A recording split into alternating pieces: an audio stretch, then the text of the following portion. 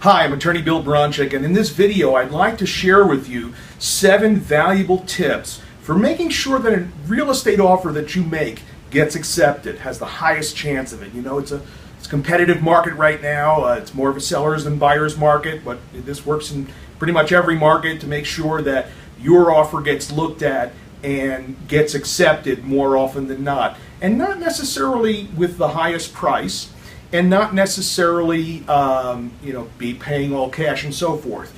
These are tips that'll work universally regardless of what the offer is. So the first thing is, know what the seller wants. Before you make an offer, you've got to know what the seller's needs are, what his wants are, what his strategy is after the closing. Is he going to move? Is he going to use the money for something else? Now, when you're dealing with a bank-owned property, obviously there's only one motivation, that's money. But when you're dealing with, let's say, a property where you can get access to the seller, whether if it's not listed, a for sale by owner, or even if it is listed, you can always present an offer in person or talk to the seller. If they're living in the house and the house is being showed by the broker, you can ask to have the seller there and ask the seller some questions and find out what's the real motivation here. You know, what do they want?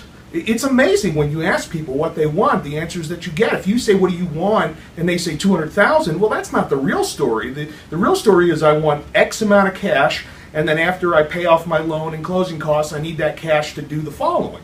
Now, for most sellers who aren't motivated, it's I need all the money I can get out of this as quickly as possible so I can move on to my new house. That's not the sellers we want to deal with. We want to deal with people who have motivations: divorce, foreclosure, death in the family, loss of a job transfer, and so forth. So we need to get to what does the seller really want, bottom line. Okay? Number 2, do your research. Before you make an offer, make sure you know the parameters of this deal, what you can do with it on the back end, how you could finance it, how you're going to exit the property.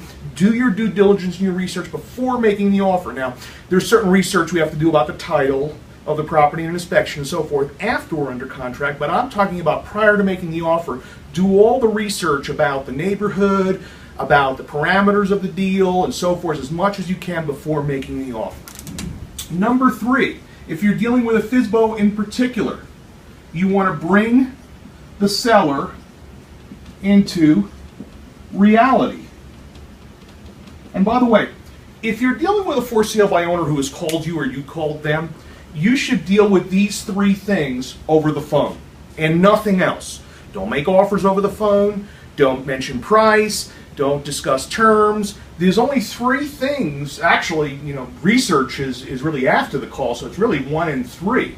Know what the seller wants. Find out what the real problem is, and try to walk them down into reality if they're living on a cloud. So typically for sale by owners, they go on Zillow. Zillow says it's worth $250. They want $250. You know it's only worth $200.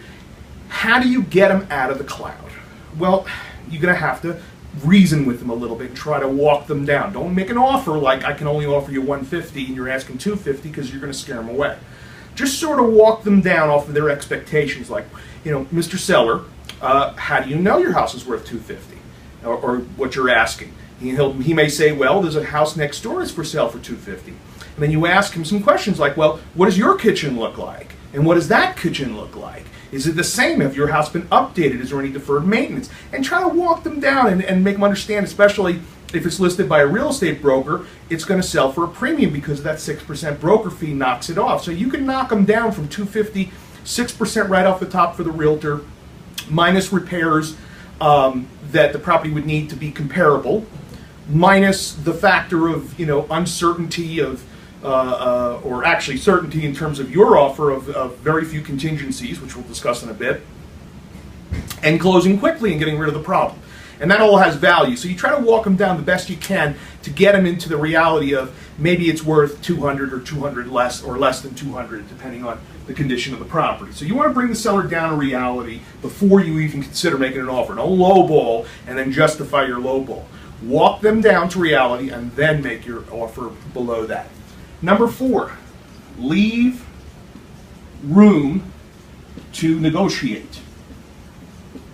Now, when you're dealing with a bank-owned property that's listed low on purpose and people are bidding up, then the real estate broker who's listing the property is going to say, give us your highest and best.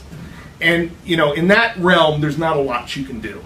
But when you're negotiating with an ordinary seller, whether it's listed or not, you always want to leave room for a counter, because most people don't feel like it's fair or they got the better end of the deal, or at least a fair deal, unless they beat you up a little bit, right? So you might start with a lowball offer or something below the asking price after you've walked them down to that asking price.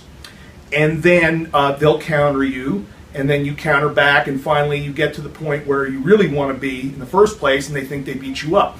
Or, ask for ridiculous things like, I want all the furniture, or I want the hot tub, or I want, X, Y, and Z. I want something in the garage. I want the lawn maintenance tools and so forth. And then you can back off those things. So ask for more than you want and then back off. Leave room to negotiate. Don't make your best offer up front in most cases. Number 5, this is particularly the case when you're talking about a listed property with a broker. Leave the contingencies to a minimum. There's all kinds of seminars out there where people talk about, subject to my partner's approval, subject to my dog's approval, subject to this, subject to that. You only need one weasel clause or contingency clause, and that's the inspection contingency. And in most states, that's built right into the standard realtor contract. Basically says you have, X amount of days, 7, 14, 21, whatever, to inspect the property, raise objections to it. If the seller won't fix it or drop the price accordingly, then you get out of the contract and get your earnest money. You're not in breach. Okay? Just keep in mind when you're dealing with HUD, as a seller, won't let you do that. They'll let you out of the contract, but you don't get your earnest money back. But most sellers will allow you an inspection contingency. Now, this is a little risky, but if you're dealing with a property you've been in several times, and you've looked at it and it doesn't look like much, it's not that old, you're not worried about an engineering issue, a foundation issue, or a mold or anything scary, just looks like a basic cosmetic rehab in a relatively new house, you could make an offer without an inspection contingency, and that would really take notice on the seller's side, especially their listing broker, and particularly if it's a bank-owned property. But again, I wouldn't advise that unless you really know the structure of a house well enough to be able to visually inspect it for an hour or so and come to the conclusion with 99% certainty that there's no major problems without a real full inspection with an inspector. Okay? So beginners shouldn't do that, but even so, keep your contingencies to a minimum. You don't have to have 5 contingencies in there. Okay? Make multiple offers. It's number 6. Especially when you're dealing with a for sale by owner. If you make an offer of X, the answer is yes or no. If you offer A or B, well, then the choice is A or B. Some sellers not realizing there's a C option, none of the above. They had no offers, now they have 2. And the reason you do that is psychologically, as a sales process, you want them to move to one or the other.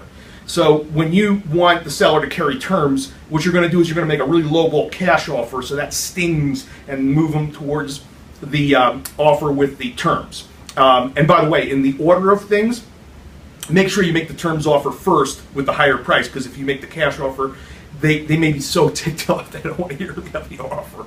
So just make sure you do them in the right order. So make multiple offers, like a cash and a terms offer. And then the most important thing about this is follow-up. So if you're dealing with a bank-owned property listed with a broker, you make an offer, you don't hear anything because there's lots of other offers. Follow up, have your broker, if you have a buyer's agent, follow up with the listing broker. A lot of times your offer gets lost in the mix, and a lot of times you may have lost the bid to somebody else for just a few grand more, and chances are, that person's an investor too, 50-50, they won't close. They can't get financing, or they found something they didn't like, or they changed their mind, or just couldn't raise the money and just didn't close, and now it's about to fall out of contract, and some listing brokers will just put it right back on the MLS. Some will go through the backup offers or the other offers and call through them. But what you want to do is make sure that you or your agent is calling that agent, consistently every week to see what's going on and kind of be in their face. So timing-wise, if the property's about to fall out of contract and you or your broker calls that listing broker and says, hey, what's the status of 123 Main Street? Well, funny you should ask. It's about to fall out of escrow. Refax your offer and we will take a look at it if you can match, the other buyer's offer that isn't going to close. Okay? So follow up. Now, on a for sale by owner, you're gonna over the phone know what they want, bring them into reality, do your research, meet with them, make an offer, leave room to negotiate. Put it under in writing with minimum contingencies. Make multiple offers, and if you can't close them in that first meeting, then just follow up. Keep calling them every 3 to 4 weeks. People's motivations and situations change. They may say no up front, but 6 months later, stinging pain of making payments on a vacant house or getting calls about people vandalizing it or code violations or whatever, change in financial circumstance, they may change their tune. And again, you want to be in their face all the time because they say luck is being in the right place at the right time. Well, statistically, the more places you are and more of the time, odds are you'll be in the right place at the right time. So it's not luck, it's called statistics. Okay, so make sure that the statistics work in your favor. So these 7 tips will help you get more of your offers accepted. And again, I didn't mention anything about price or terms other than the double offer.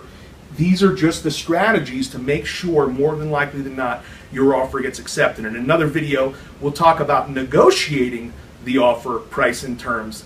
But in the meantime, this is Bill Bronchick. I hope you've enjoyed this, and that video will be coming soon.